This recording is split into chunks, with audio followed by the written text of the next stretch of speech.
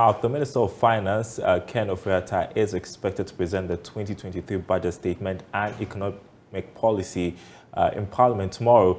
The Daily Graphic reports today that the budget is expected to inspire hope, restore macroeconomic stability, bolster resilience, achieve inclusive growth, and ensure value addition to the country's raw materials in order to rake in more revenue and foreign exchange to contain the current economic challenge.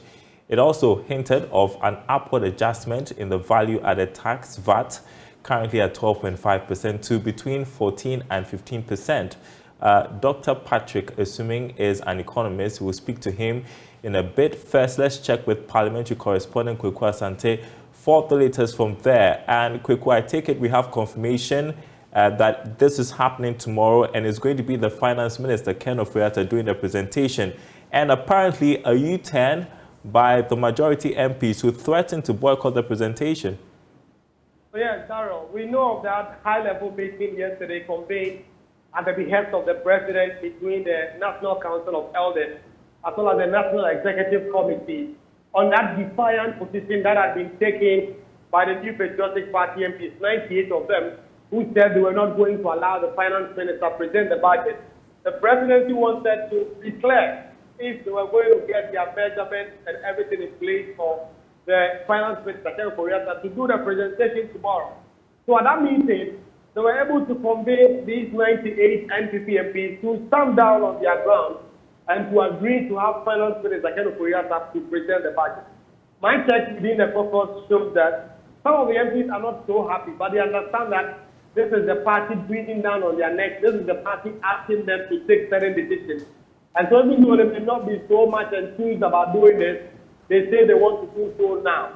But there have been reactions coming in from Parliament. We heard from the minority leader, Haruna Idrisi himself, who said that they feel betrayed by this new action that has been taken by the 98 NPP MPs. They expected that together with them on the floor tomorrow, they would have been able to send a clear message to Finance Minister Ken Ofori-Atta that his services were no longer required.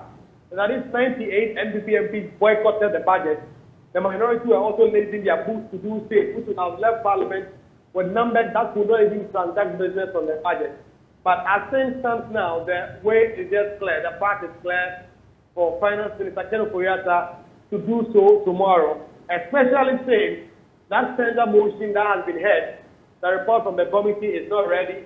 The committee has not been able to lay their report in Parliament. So Ken Ofori-Atta getting another lifeline in terms of presenting the budget tomorrow. Daryl. That's interesting.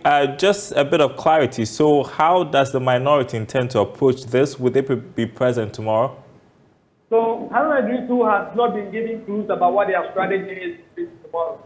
He says that they want to monitor what he calls the body language of the majority MP, then they will take their own decision tomorrow. But what is clear is that even if they boycott the budget, then the budget can still go ahead because the NPP have 132 MPs and an independent MP giving them the required quorum for the budget to take place. Especially now that Mr. Adjoa-Sapor is back in town. Mr. Adjoa-Sapor is back and he's in the house tomorrow. The MPs have just what they need, MPP MPs, to be able to transact the business. So the minority leader is not giving away too much in terms of their strategy. It says they are going to study all options that are available to them. And then tomorrow they will take that decision. But what is clear is that even if they do boycott, it will just send a symbolic message. But in terms of real action, it wouldn't do anything. It wouldn't do much because the MPP will still have the required numbers to be able to transact business on the floor tomorrow. All right. Thank you, Kwawu Asante, bringing us the latest from Parliament. Appreciate it. Dr. Patrick Isumin is an economist. He joins us on Zoom to discuss the latest developments. Thank you so much for your time. So it appears the showdown we had anticipated in Parliament is not going to happen, as the majority MPs who wanted Ken Ofori-Atta out now seem to have agreed to allow him to make the presentation. That is a positive in the context of future negotiations with the IMF on a future deal and the optics for the investor community. Your thoughts about the latest developments? Afternoon and good afternoon to viewers. I'm not sure that it necessarily represents a positive development. I think, it's not the first time some members of majority MPs have, raised the question about the finance minister. So I think it actually adds more uncertainty. It appears that the information is that the finance minister should present the budget and get it approved, and there'll be further discussion. So actually, rather than settling the matter and bringing finality, it actually brings more uncertainty. We just hope that the issue had been resolved once and for all. Well, at least some will argue there is headway. At least the finance minister is going to present the budget. Well, but I just want to pull out two tweets, if it can be shown on the screen. One from the information minister. It reads, the 2023 budget is supposed to be the foundation of our recovery. Majority and minority will have to work together in the national interest to arrive at a feasible budget program. This other one from Gabriel Tridako says, Thursday's 2022 budget is crucial. It can't suffer a fate similar to the 2022 budget and its revenue measures. It could completely derail negotiations with the fund if not passed. Critical to this are its revenue generation measures. We plead the NDC joins MPP in this for Ghana. We see, Doc, an effort to get the minority to tag along. How crucial is this? I think, from last year's budget discussions, we really had run into a lot of problems when the government revenue measures could not be passed, and the political posturing in the parliament really didn't help at all. So we do hope that this year we won't run into the same thing and it will be different. But having said that, I think it's really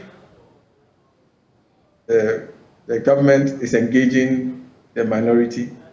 We obviously know that they haven't really had the numbers to pass their budget and the requisite revenue measures. So I think beyond the public, making public statements like this, I hope that behind the scene there are discussions and engagement. But ultimately, it comes down to what sort of revenue measures they bring. I mean, the minority, they represent their own constituents, and if they feel that whatever is being proposed won't serve the interest of their constituent, I guess they have the right to say, this doesn't work. But ultimately, we just hope that they will put the interest of the country first. The interest of the country first, and speak about revenue measures. Meantime, we're hearing that the budget itself, we're getting hints that the value-added tax, currently at 12.5%, would be going up between 14 and 15%. Do you think that is a good move at this time, looking at our current circumstance?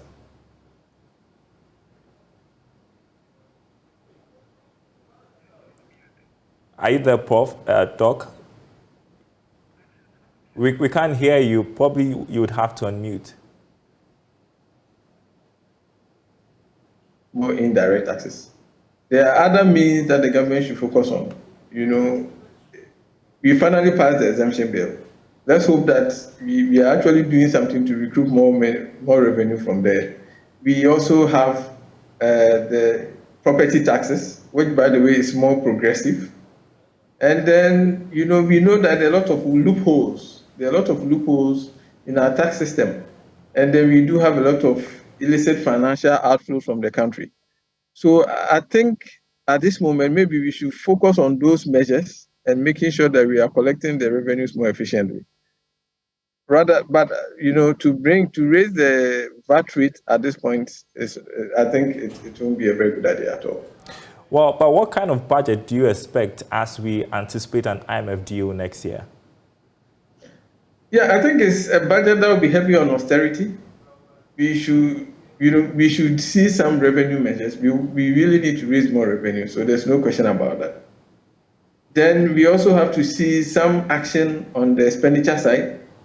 At the very least, we should hear how government is going to spend a little bit more efficiently than it's done in the past.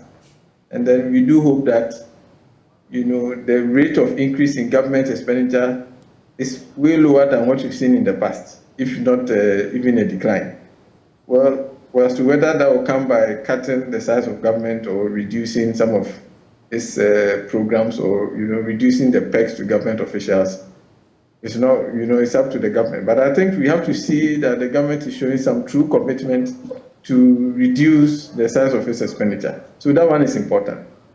then, I think we have to see that we have to move beyond just the fiscal side. Beyond this, the economy has to grow and the economy has to do well. And we need to restructure the economy. So beyond the attempt to try and bring some sanity to government finances, we really have to see a strategic shift in terms of how we are going to restructure the economy going forward. We all admit that that is one of the biggest problems of this economy. That makes the economy extremely vulnerable to external shocks. So this is one of the biggest opportunities we have, given the depth of the crisis we are facing, to really make the fundamental changes. So beyond trying to raise revenue, we want to see going forward what government is really trying to do in terms of reshaping the economy and laying a foundation for sustainable growth so that you don't have to return to the IMF as we've been doing recently. Right. Finally, the Monetary Policy Committee of the Bank of Ghana has been meeting this week. All indications point to an increase in the policy rate. Do you support that? I wish that they don't increase the policy rate again. I think we know that, yes, the inflation is continuing to accelerate away from the medium-term target band. And then also the currency is not performing so well. But, we have to understand that it's not all down to excess liquidity. It's not down to excess liquidity. It's really the other problems that have to be addressed. So if you feel that we are going to raise the policy rate to solve all these problems, we are completely mistaken. So I do hope that we don't see another substantial increase in the policy rate, if at all, that we don't even see any increase at all, and that we hold on for a little bit. Now that the budget is being read, let's see what actions will be taken on the fiscal side. Because the reason why we have food inflation is not because there's excess supply of money in the economy. We have to fix the problems with food production and also the distribution bottlenecks. So that's really what we should be focusing on. I think the 1,000 basis point increase that we've seen this year should be enough for now. We should take a break and see what the fiscal side will do. Well, we'll see what the announcement will be next week. Dr. Patrick Isuming, thank you so much. He is an economist. I appreciate your time with us on the marketplace. Well, still with the policy rate, Chief Economist at Standard Chartered Bank, Razia Khan, is making a strong case for further hikes in the Bank of Ghana's policy rate to help check soaring inflation and slow down the depreciation of the cedi. The Monetary Policy Committee of the Bank of Ghana is expected to conclude its review of the economy this Friday and announce a new policy rate next week. Speaking to Joy Business in London, the chief economist said a lot more still needs to be done to deal with the recent pressures on the cedi.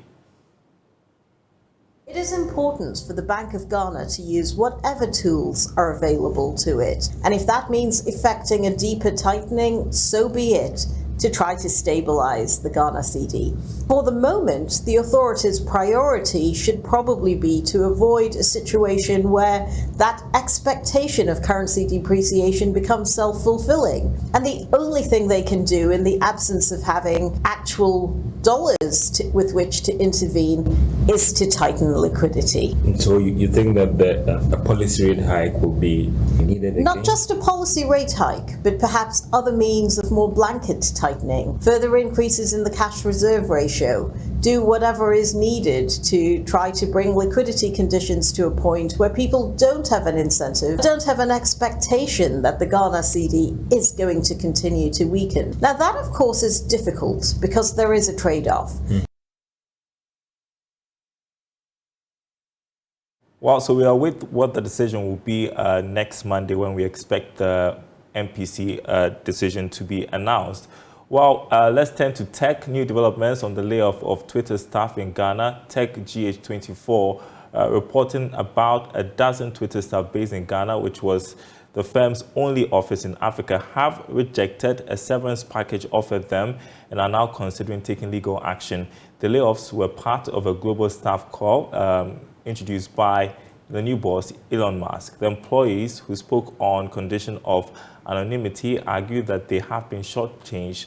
They have hired lawyers to initiate talks, according to reports, with Ghana's labor authorities with a view to compel Twitter to adhere to the country's laws on redundancy. marketplace tech pundit, also lead for Eyes of Africa, Henry Kobler, joins us. Henry, do they have a case? How far do you think this would go? Thank you very much, Daryl. So I think that they duly have a case. I mean, generally when it comes down to letting people go from organizations, there are certain sets of rules which you basically have to follow. And again, if it's basically an international company, you sort of have to deal with the country in question's labor laws to make sure that the aggrieved employees basically have their surveillance packages well enough to give them. Again, if you're looking at what is being given to their counterparts in the different countries, and you're comparing how the treatment to the Ghanaian colleagues have been on that point, I think that they sort of have not been given the due respect in my case, and again, have not been given what is really due for them. And so if they're taking due legal actions, I think that it's right in its place.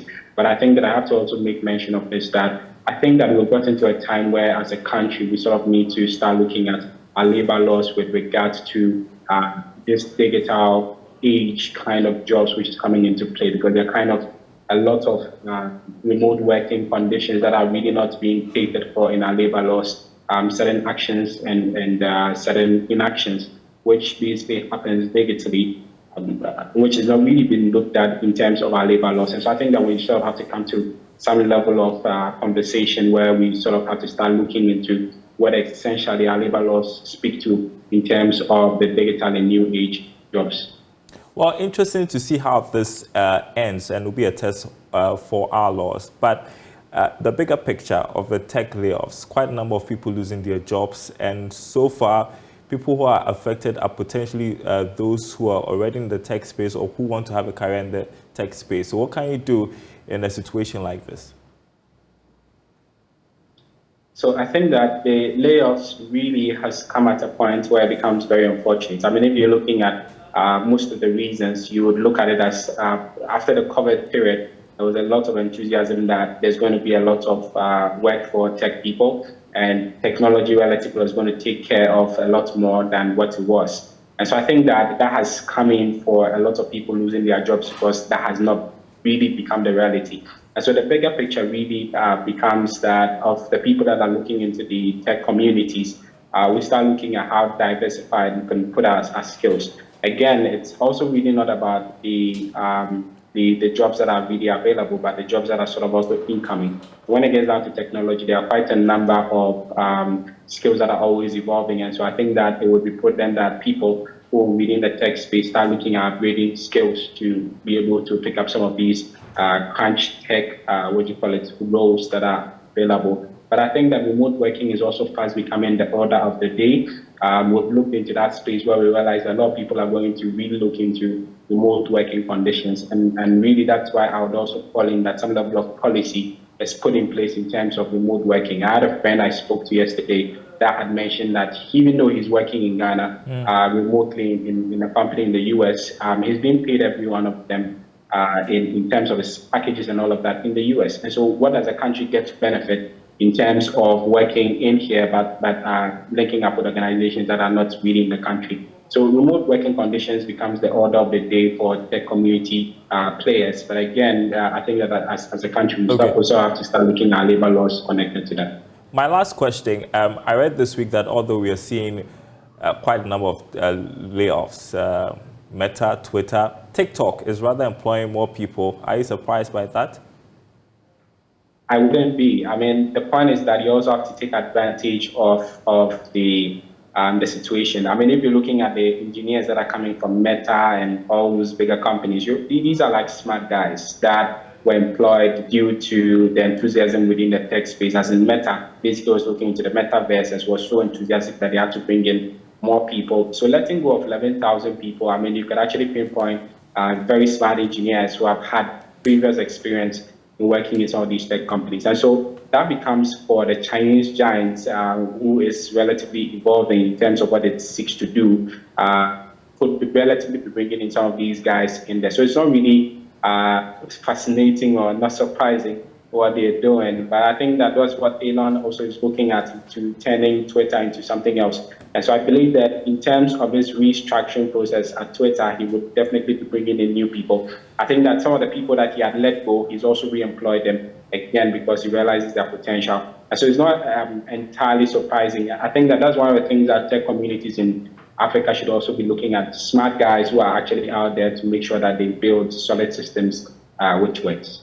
All right, I'm going to go off topic and ask you about what you expect of the game between the Black Stars, Ghana and Portugal tomorrow.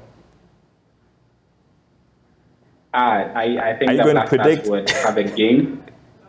Yeah, I'm looking forward to it. I think that the Portuguese star, Ronaldo, these days having a bit of tussle. But I think that Laos is out of Man U right now, and he has a lot of energy. And so it will be a bit of a tough game, but we'll still have our way. It could be a draw, we could win. All right, thank you, Henry Kobler, lead Eyes of Africa. Appreciate your insights. We'll speak about the game tomorrow. Have you got your Black Star souvenirs yet? Well, we understand prices are going up ahead of the game with Portugal tomorrow.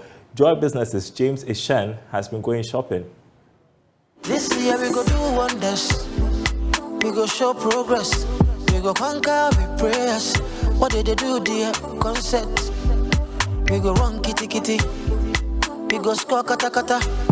Black Stars, we come fire fire. No retreat, no surrender. Hey, the Black Stars of Ghana is set to play its first game against Portugal tomorrow. I want to know how the business community is also benefiting from this Qatar 2022 World Cup. I'm currently here at the Osu Oxford Street, and I have business going. The business is going good right now, but we are selling Ghana jerseys because Ghana have a big team, a big show, a big match to play and tomorrow. So we have jerseys. This is original jersey, and this one they sell on 200 cedis. And I have normal jerseys we are selling 150 cedis. Yeah. And I have this cap. These ones are selling 60 Ghana cedis for each one.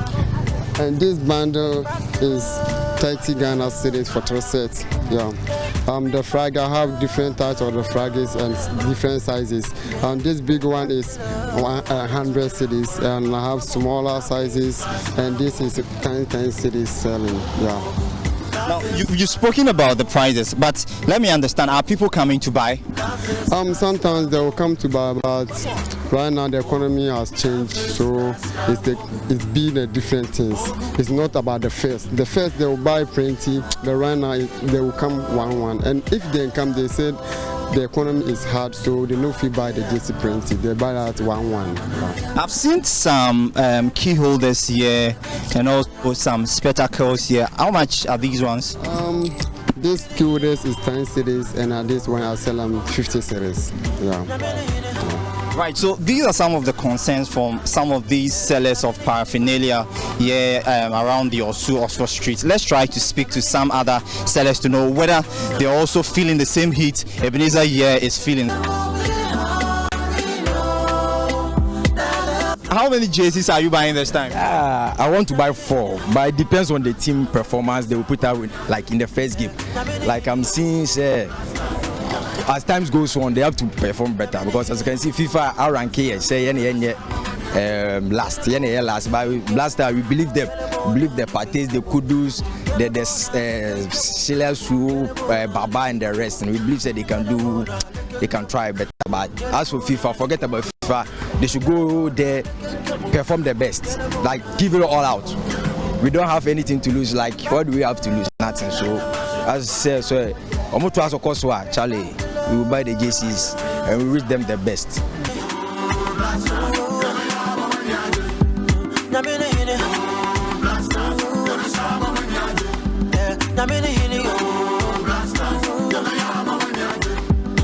Okay, by the grace for today is good. I have seen so many things, so I'm thinking today will be different from the other days. So today is good. So it's good. When the people come, are they really buying? Oh, they are asking for it, but they are not buying them. I think they want to see where Ghana will be going before they will start buying Ghanaian product. Yeah, that's why I see it. but they have asking for them.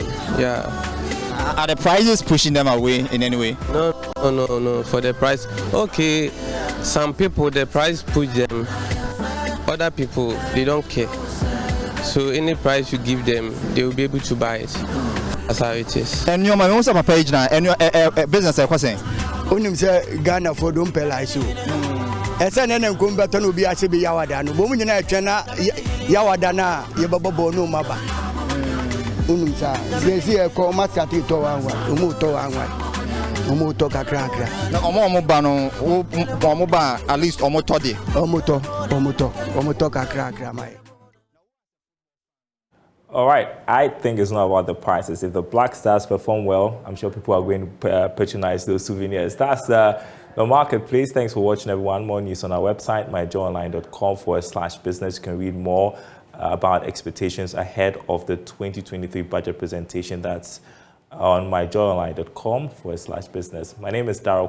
Thanks for watching. Goodbye.